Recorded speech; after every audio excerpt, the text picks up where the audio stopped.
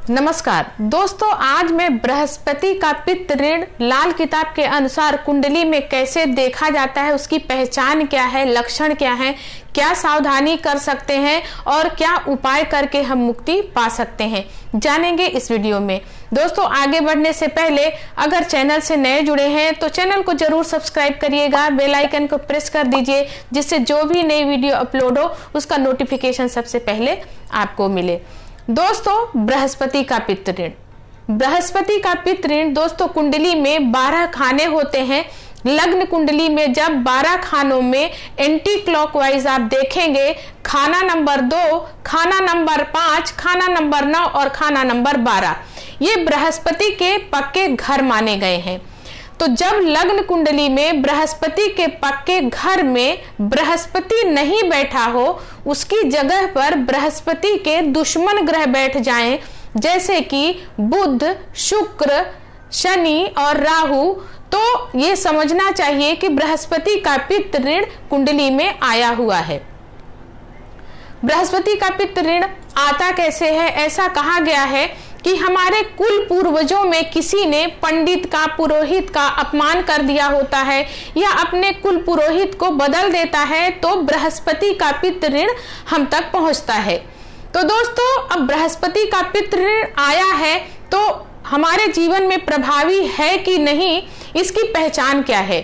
पहचान ये है कि जब प्रभावी होता है बृहस्पति का पित्त ऋण, तो अचानक ही चोटी के जगह से बाल झड़ने लग जाते हैं, गोलाई से वहां पर व्यक्ति गंजा होने लगता है, अचानक ही बिना बीमारी के ही व्यक्ति के बाल सफेद होने लग जाते हैं, अचानक से ही घर से सोना गुमने लग जाता है, और जो काम पहले बहुत आसानी से व्यक्ति कर लेता था, उसी में तरक्की उसको मिलती थी, वही काम दिन रात मेहनत करने के बाद भी उसको सफलता नहीं मिलती, परेशानी उसके सामने खड़ी रहती है। कॉम्पिटिटर इतने पैदा हो जाते हैं कि किसी काम में भी वो सफलता नहीं प्राप्त कर सकता। तो दोस्तों, अगर इस तरह के लक्षण दिख रहे हैं तो ये समझना चाहिए कि कुंडली में आया हुआ बृहस्पति का पित्त ऋण प्रभावी हो चुका है। तो अब इसको किस तरह के उपाय से हम ठीक कर सकते हैं, आइए ये जानते हैं। दोस्तों, अपने पूरे कुल खानदान में अपने दादा दादी से काउंट करना है सदस्यों की संख्या। आपके दादा दादी के जितने भी बच्चे थे, आपके पिताजी के जितने भी भाई बहन थे वो, और आज तक जितने भी सदस्य हुए हैं आपके दादा दादी से लेकर आज तक के, उन सारे सदस्यों की आपको संख्या गिनती कर लेनी है। उसके बाद जितने भी सदस्य होते हैं उनसे समान मात्रा में आपको पैसा लेना है। जैसे अगर कोई व्यक्ति आपके सामने है तो उससे आप उतने ही समान मात्रा में जितना आप पैसा जमा करें उतना ही उनसे भी पैसा लें। उसके बाद जो सदस्य आपके सामने नहीं है, कहीं बाहर रह रहा है या गुजर चुका है, तो आपको आपने जितना भी पैसा दिया है अपने पैसे से 10 गुना आपको पैसा और जमा करना है एक व्यक्ति के बदले में। जैसे आपने 1 रुपया दिया और सबसे 1-1 रुपया लिया जो भी व्यक्ति सामने था, और जो व्यक्ति नहीं है या गुजर चुका है तो उसके बदले में आपको हर व्यक्ति के बदले में 10 रुपया आपको जमा करना है। सारा पैसा जब इकट्ठा हो जाए तो आपको ये पैसा ले करके अपने कुल पुरोहित को दान में देना है या किसी पंडित को दान में देना है। दान देने के बाद पंडित जी से या कुल पुरोहित के चरणों को हाथ लगाकर अपने पूर्वजों के किए हुए गलती की क्षमा मांगनी है। उनसे याचना करना है मन ही मन कि जो हमारे कुल पूर्वजों में किसी ने गलती किया हो तो मैं आज उनकी गलती की क्षमा मांगता हूं और अपने इस ऋण से उतरना चाहता हूं। इस तरह क्षमा याचना करके उनसे उनका आशीर्वाद ले, पैर छू करके। इसके बाद ऐसा उपाय आपको लगातार साल में 2 बार 3 बार जितनी बार आपको हो सके करें।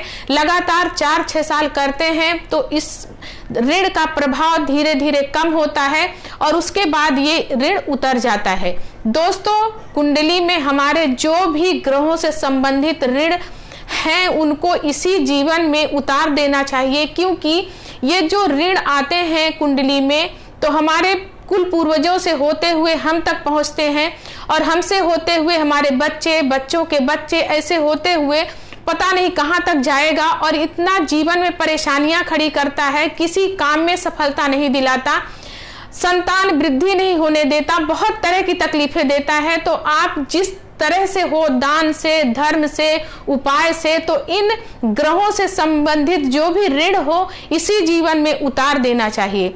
अब इसकी सावधानी क्या है कि अगर आप के कुंडली में अगर ऋण है या ऋण नहीं भी है तो भी आपको अपने जो भी कुल पुरोहित हैं उनका कभी अपमान नहीं करना चाहिए, ना ही कभी बदलना चाहिए। अपने पिताजी का, अपने दादाजी का सम्मान करना चाहिए, उनका चरण स्पर्श छूकर आशीर्वाद लेना चाहिए। दोस्तों, आप इस तरह अगर अपने आचरण में ये सब अपनाते हैं तो आपके जीवन में कभी भी परेशानी नहीं आएगी। आपका जो कुंडली में लगा हुआ ऋण है धीरे धीरे उतर जाएगा और आपके जीवन में हमेशा सफलता मिलेगी। तो दोस्तों, अगली बार इसी तरह जो दूसरे ग्रह से संबंधित ऋण है उनके बारे में भी वीडियो बनाकर लाऊंगी। अगर आपको अपने कुंडली के बारे में एनालिसिस कराना है तो स्क्रीन में दिए हुए नंबर में संपर्क कर सकते हैं, अपनी कुंडली के बारे में जान सकते हैं। दोस्तों, अगली बार नई जानकारी और नए उपाय के साथ फिर मिलेंगे। तब तक के लिए जय माता दी।